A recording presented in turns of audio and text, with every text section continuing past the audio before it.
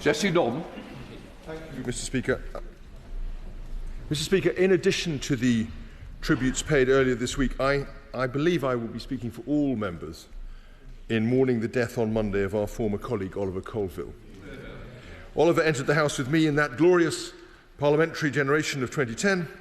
He was nationally famous for taking a wicket in India on live television for the Lords and Commons cricket team, and for his memorable call in 2015 for hedgehogs to become a national emblem of the UK. As he pointed out in this chamber, hedgehogs are prickly, have voracious appetites, and a passion for gardens, as well as noisy sex lives.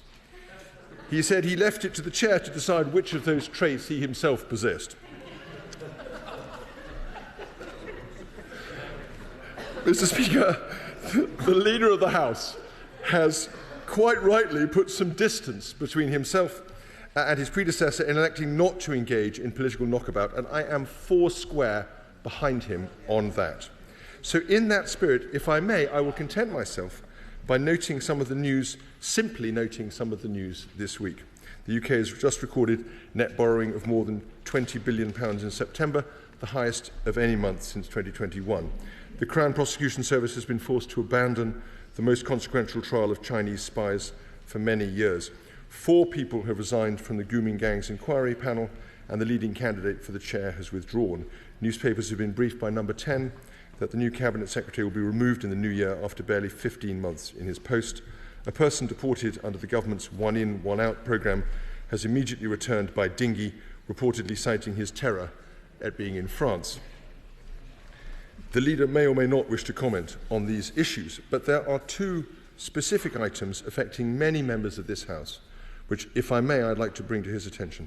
The first is the imminent closure of the fruit and vegetable aid scheme. As the Leader will be aware, the UK fresh produce sector is worth over £3 billion and is a significant part of the UK farm economy. There's been a plan in place now for some time to grow that sector rapidly over the next 3 years through public and private investment in equipment, technology and infrastructure. But the current scheme closes at the end of this year without any movement to date on this crucial issue from the Department for Environment, Food and Rural Affairs. And therefore I ask if the Leader could ask the Secretary of State to pick this up as soon as possible, push ahead with the plan and make a statement to the House so as to avoid risk to the horticulture sector, local food production, jobs and national food security. The second issue relates to the government's new local government fair funding review. As the House will know, this is a very fraught area of concern for members across both sides. And as I should declare a particular interest, since it appears likely that Herefordshire Council, my own county, will face a funding gap next year of around £27 million, or 11% of its net budget. That's a gigantic sum, which comes on top of the withdrawal of the Rural Services Delivery Grant, which supported so many local services. It is entirely unclear what the rationale for such a cut could be, especially for what is a relatively poor and very sparsely populated part of the country. But I also note, and I bring to colleagues' attention across the House, that the new formula will create serious problems across many local authorities up and down this country, including London boroughs. The need for reform is clear, but the government is still consulting barely 6 months before the new formula is due to be rolled out, and haste is the last thing anyone needs in an area of this complexity and delicacy.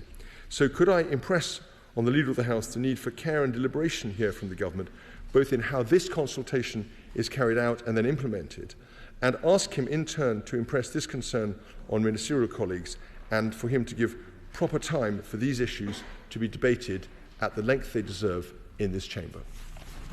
Leader of the House. Thank you.